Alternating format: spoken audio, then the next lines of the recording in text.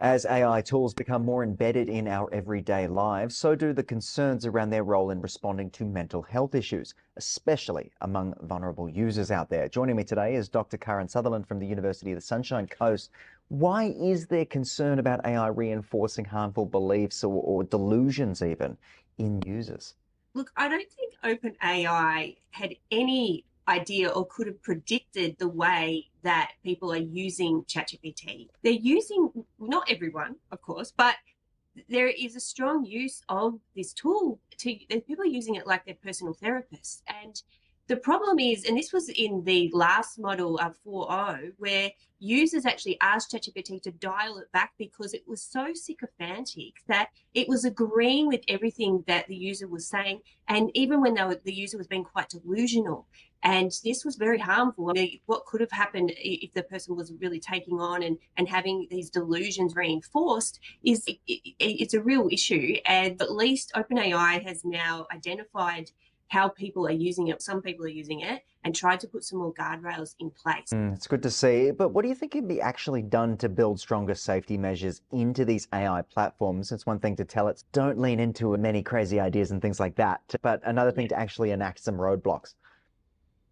What they're planning to do, if they haven't done so already, but what they're planning to do is to actually be able to identify when people are in distress and the sort of language that they're using, and then point them in the direction or supply them with clinically validated resources, actually giving them real information rather than just going in this back and forth with ChatGPT saying, you're right, actually then pointing them, identifying that the person is in distress and then pointing them to actual helpful and clinically evidenced information to help with their mental health and hopefully to support services that can help them offline. I'm wondering if AI will ever be used in mental health support, or wondering if it should be left to the professionals more broadly, or whether those professionals will in fact make use of AI technology.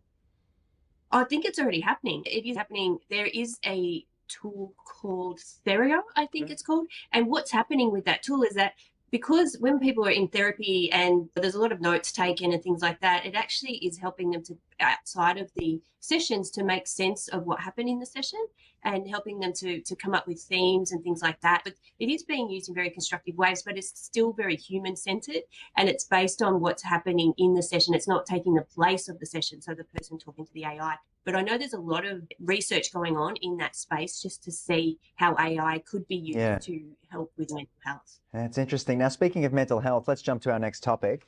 Social media algorithms are changing fast, altering how content is surfaced, how creators are rewarded, and how users engage with platforms. Dr. Karen Sutherland, take us through a little bit about what's going on with recent algorithm changes affecting visibility, user engagement. What are we seeing? Well, it's really interesting. Meta, normally what would happen is you tended to see on your feed the content of people that you most interacted with, that you were connected with, and also from business pages and groups and things like that. But now they're taking more of a TikTok for you page approach, it seems, where they're going to show you content from creators that you're not actually connected with, that the AI, there's always AI behind it, thinks that you might be interested in, which is very similar to the algorithm on TikTok.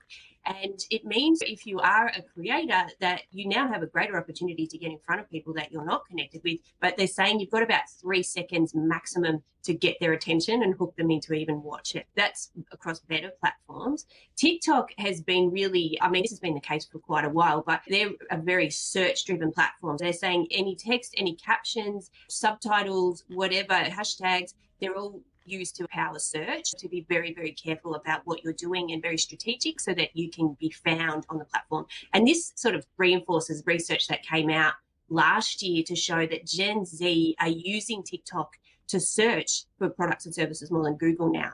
And so they're just leaning into that, which makes sense, doesn't it? Yeah, absolutely. What does the shift, though, toward premium content mean for everyday creators? And what are we talking about? Just that awesome 3 seconds and then the rest doesn't matter?